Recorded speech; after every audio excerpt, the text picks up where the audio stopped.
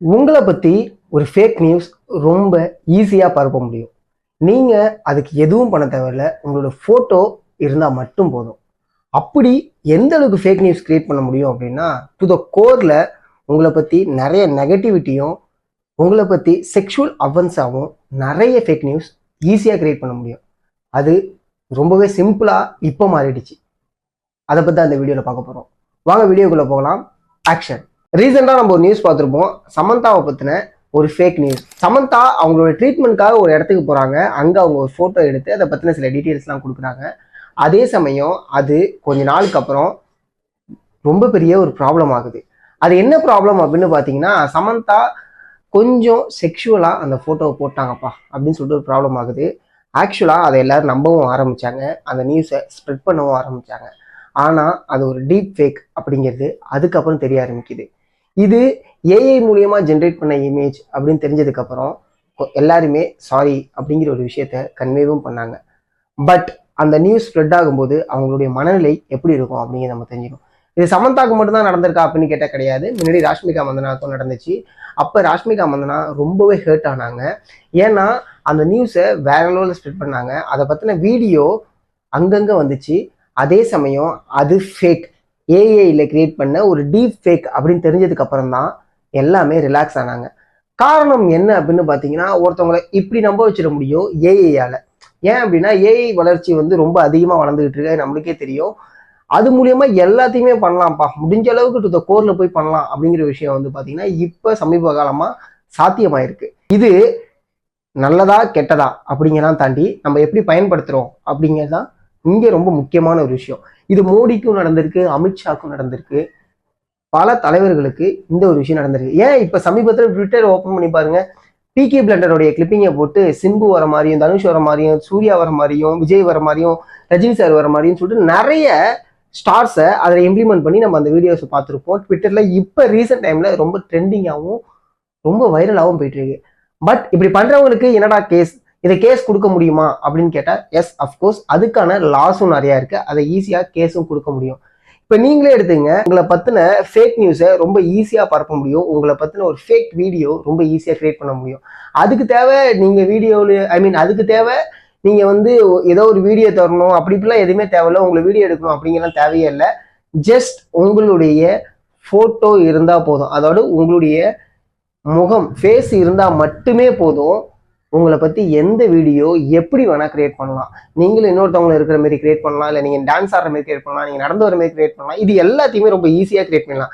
இதை பற்றி இடையில ஒரு விஷயத்த கவாலா சாங் வந்தப்போ கவாலா சாங் நிறைய வெர்ஷன்ஸில் ஜென்ரேட் பண்ணிருந்தாங்க. அந்த ஏஐ கிரியேட்டர்கிட்ட இன்டர்வியூவில் பேசும்போது என்ன சொல்லியிருந்தாரு அப்படின்னா, ஒரு குழந்தைக்கு மொபைல் கொடுக்கறது சரியா தப்பா அப்படின்னு இப்போ கேட்டால் நம்ம சொல்லக்கூடிய வகையில் சாப்பிடணுங்கிறதுக்காக மொபைல் கொடுக்குறோம், அதை எதை காட்டணுங்கிறதுல ஒன்று இருக்குது. அதை நீங்கள் சரியா காட்டினீங்க அப்படின்னா அது நல்லது. அதே சமயம் அதை தவறாக பயன்படுத்துறதுக்கும் வாய்ப்பு இருக்குது அப்படிங்கிற ஒரு வகையில் இந்த ஏஐ பற்றி சொன்னாங்க. ஏஐ வளர்றது நல்லது தான், நிறைய விஷயங்கள் அது மூலியமாக நம்மளுக்கு கிடைக்கும். அதே சமயம் ஏஐ வச்சு நிறைய தவறுகளும் செய்ய முடியும். எப்படி மொபைலுங்கிற ஒரு விஷயம் வரும்போது அதை பற்றின ஒரு விஷயம் இங்கே ரொம்ப பரவலாக பேசப்பட்டதோ, அதேமாரி தான் ஏஐயுமே. ஏஐயை எந்த அளவுக்கு பயன்படுத்தணும், எப்படி பயன்படுத்தணும், எதுக்காக பயன்படுத்தணும் அப்படிங்கிற ஒரு விஷயம் இங்கே புரிதலும் தேவை. அப்படி இல்லை அப்படின்னா யார் வேணால் ஏஐயை எப்படி வேணால் பயன்படுத்தலாம். அதுக்கு ரொம்ப ஈஸியான மெத்தட்ஸ்லாம் இங்கே வர ஆரம்பிச்சிருச்சு அப்படின்னு சொல்லுவாங்க. சரிப்பா, இப்போ ஒருத்தவங்களை பற்றி நம்ம போடுறோம், அது அஃபென்ஸ் தானே கேட்டால் கண்டிப்பாக அஃபென்ஸ் தான். முன்னாடி ஒரு இமேஜை தப்பாக நீங்கள் மாஸ்க் பண்ணி போட்டாலே எந்த அளவுக்கு அது கேஸ் அப்படிங்கிறது நம்மளுக்கு தெரியும். முன்னாடி இது மாதிரியான விஷயங்கள் நிறைய வந்துச்சு, இது மாதிரியான கேசஸும் நிறைய வந்துச்சு. இப்போ அது கொஞ்சம் அப்கிரேட் ஆகி ஏஐ டீப் ஃபேக் அப்படிங்கிற ஒரு விஷயமே வந்துருச்சு. இதை நம்ம கேஸ் கொடுக்கணும்னா நேரில் போனால் நம்மளை பற்றி ஏதாவது சங்கோஜமாக நினைப்பாங்களா அப்படின்னு கேட்டால் கிடையாது. நீங்கள் நேரில் போய் கேஸ் கொடுக்கணும்னு அவசியமே கிடையாது. நீங்கள் சைபர் கிரைமு ஆன்லைன்லேயே பண்ணலாம். அதாவது சைபர் கிரைமை பற்றின கேஸை நீங்கள் ஆன்லைன்லேயே அப்ளை பண்ணலாம். அதை ரொம்ப சிவியராக இப்போ நம்மளுடைய கவர்மெண்ட் கவனிச்சிட்டு இருக்காங்க.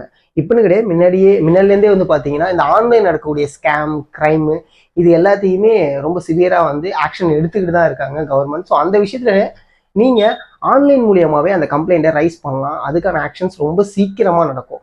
இது எப்படி பண்ணலாம், இதுக்கான செக்ஷன்ஸ் என்னென்னு கேட்டிங்கன்னு வச்சிங்களேன்.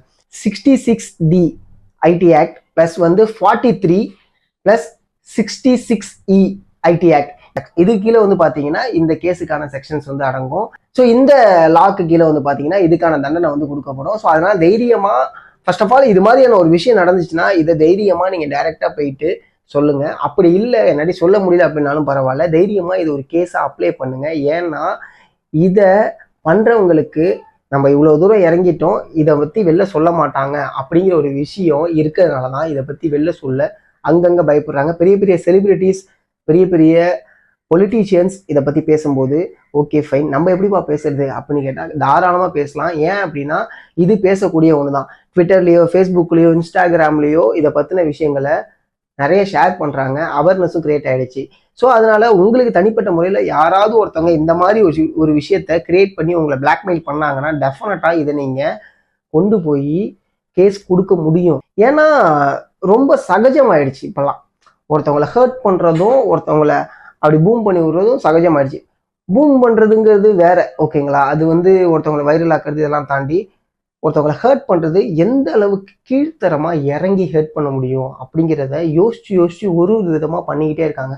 இது பப்ளிக் ஃபிகரா இருக்கிறவங்களுக்கு ரொம்ப பெரிய ஒரு தலைவலியா மாறிக்கிட்டு இருக்கு. அதே சமயம் இண்டிவிஜுவல் பர்சன்ஸ், அதாவது அவங்க ரொம்ப சென்சிட்டிவா இருப்பாங்க, அவங்களுக்கு ஒரு விஷயம் கிரியேட் ஆகும்போது அவங்க அப்படியே பயப்பட ஆரம்பிச்சிருவாங்க, யார்ட்டையும் சொல்ல ஆரம்பிச்சேன். ஆனா இறங்கி இதை பத்தி பேசியே ஆகணும். ஸோ அதனாலதான் மறுபடியும் ஒரு விஷயத்த நாங்கள் எல்லாருமே சொல்லிட்டு இருக்கோம். என்ன அப்படின்னா இதை பத்தின விஷயத்தையும் இதை பத்தின அவேர்னஸையும் எல்லாருக்கும் கிரியேட் பண்ணுங்க. ஏன்னா இந்த ஏஐ டீப்ஃபேக்கு எந்த அளவுக்கு ஆபத்தானது அப்படிங்கிற நம்ம தெரிஞ்சுக்கணும். ஏன் அப்படின்னா நம்ம ரொம்ப அதிகமாக சோஷியல் மீடியாவில் தான் இருக்கோம். சோஷியல் மீடியா நம்மளோட ஃபோட்டோஸ் ஷேர் பண்ணுறோம், நம்மளோட வீடியோ ஷேர் பண்ணுறோம். அப்படிங்கும்போது அதை மிஸ்யூஸ் பண்ணுறதுக்கான வாய்ப்புகள் ரொம்ப ரொம்ப அதிகமாயிடுச்சு. இதை ஸ்டாப் பண்ண முடியுமா அப்படின்னு கேட்டால் ஸ்டாப் பண்ண முடியுங்கிறத தாண்டி பண்ணுறவங்கள பயப்பட வைக்க முடியும். அதுதான் இங்கே ரொம்ப இம்பார்ட்டன்ட். ஏன்னா இந்த மாதிரி ஒரு விஷயத்த பண்ணான்னா இவனுக்கு இந்த தண்டனை கிடைக்கும்பா அப்படின்னு அவனை பயப்பட வச்சுட்டோம் அப்படின்னா இன்னொருத்தவன் பண்ணுறதுக்கு யோசிப்பான். அதை தான் மறுபடியும் சொல்கிறோம். தயவு செஞ்சு இதை பற்றின அவேர்னஸையும், இப்படி ஒரு விஷயம் நடந்துச்சுன்னா அதை உடனே வெளில சொல்லவும் தயங்காதீங்க. அதை சீக்கிரமாக சொல்ல ஆரம்பிங்க. இது சமந்தாவுக்கு நடந்தது, ராஷ்மிகாவுக்கு நடந்தது, மோடிக்கு நடந்தது, அமித்ஷாவுக்கு நடந்துச்சுன்னு சொல்லிட்டு ஓரமாக வச்சு வேடிக்கை பார்க்காம நாளைக்கு நமக்கும் நடக்கும், நம்மளும் இந்த உலகத்துக்குள்ளே இந்த வட்டத்துக்குள்ளே தான் இருக்கோம், கையிலேயே எல்லாத்தையும் நம்ம ஷேர் பண்ணிட்டு இருக்கோம் அப்படிங்கிற ஒரு விஷயத்த தயவு செஞ்சு புரிஞ்சுங்க. சரிங்களா? இது எந்த அளவுக்கு இம்பார்ட்டன்ட் அப்படின்னு கேட்டா, ஒரு டீச்சிங் மெத்தட் எந்த அளவுக்கு இம்பார்ட்டண்டோ அதே மாதிரி இந்த விஷயத்த ஸ்ப்ரெட் பண்றதும் ரொம்ப ரொம்ப இம்பார்ட்டன்ட்.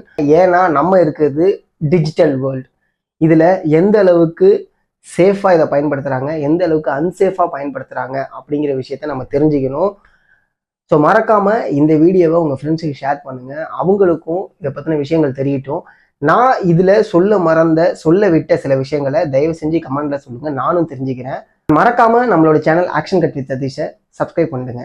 Cut it.